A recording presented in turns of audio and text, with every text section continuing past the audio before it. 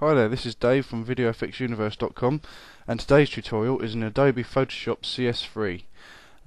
What I'm going to be showing you is the most basic of photoshopping as it's known on the internet.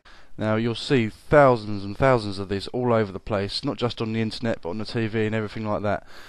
Photo manipulation has become such an easy thing to do that it's so hard to tell a real photograph from an edited one. But what I'm going to do is put a photograph of me onto the head of Putin here and make it look like President Bush, or former President Bush I should say, is shaking my hand rather than his hand. Okay, so basically what we need to do is start off with my photograph. Okay, I'm just going to duplicate the layer. Yes. Now there are many ways to sort of cut round my head to take it out of this photograph. A lot of people use the lasso tool and the magnetic lasso tool, where you basically just click and basically it follows around the head and does all the rest of it. However, the problem with the magnetic lasso tool is that sometimes you need to get right close into the photograph to zoom in to get all the fine details. Now obviously if I try and move this over to zoom in, oh dear, look what's happened. It's dragged that all the way over to the screen, so I can't actually zoom in.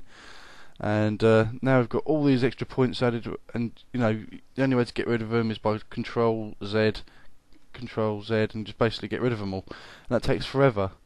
And also, if you're zoomed into the head, you can't actually pan around the actual head itself, because you'll just keep creating all these points.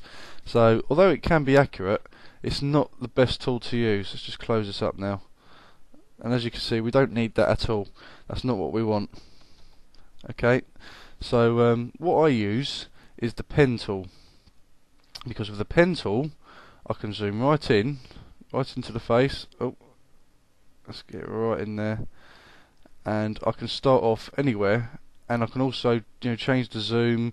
I can also move this around without altering it or causing problems. It's also the best way to do it. So how to use the pen tool? Some people get confused with how to use the pen tool with the Bezier points. That's obviously when you curve the actual point. So what I'm going to do is show you how to do it. So I'm going to click here, and I'm going to click another one here. As you can see, it's created a straight line, and it doesn't sort of match the curve of my neck. So if I just Control Z, click and hold, and then I move the mouse slightly, and it creates a bend, and as you can see the Bezier point starts to form. Now these points can be moved and twisted later on, or you can just do it now. Yeah, Convert Point tool, and basically what this does, it means that you can bend, you can stretch, make it longer, and all the rest of it. But I'm just going to keep it like that. You can do it that one as well. Okay, and for your next point, what you want to be doing is making sure this point here aims in the direction where you want to put the next point, because if this is aiming here and you want the next point to go here, what you will be creating is like a bend, and you don't really want that bend to go right into the side of the neck. So if I just move this back up here like this, so basically it's facing the next point. Okay, pencil, and there we go. As you can see, we have another point there, and again I'm going to curve it and point it up to the side of my cheek, and again and again. Around here doesn't need to really bend very well, but I'm just put a Bezier point here and there, round the ears, and as you can see I can move it up without affecting the points. Bend it round here.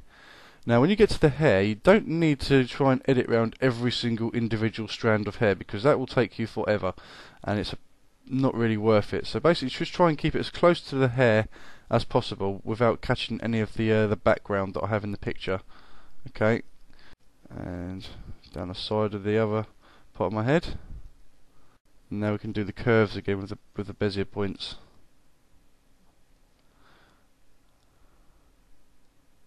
Okay, down the neck, and what I'm going to do now is going to place one here, a big one. I'm going to bend it quite a lot, and it's going to come up and close it off. Now as you can see, we have a complete line around my head. Right, And now what you want to do is right click it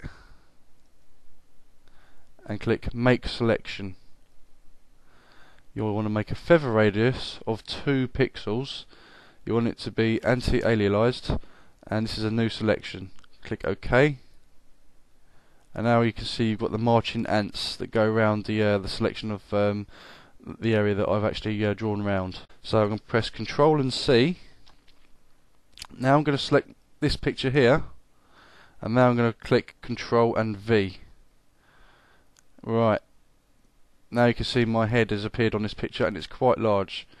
Right, what I'm going to do now is close this down because we do not need this picture anymore. Gone. Right.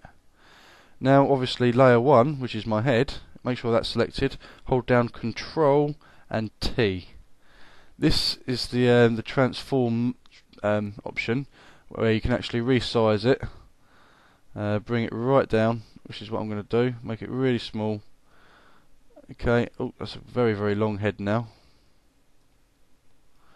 And I'm going to shrink it right down as small as I can get it so that I can fit it over Putin's head. Right, okay. I'll place it over here, and as you can see, it doesn't really fit very well at the moment, it's still too big. Okay, and also I can rotate it as well to fit on there. Right, I'm just going to come out of this by clicking on this again, apply, and I'm going to zoom right in. I know it doesn't look very good at the moment, that's because I still need to do quite a few things to it.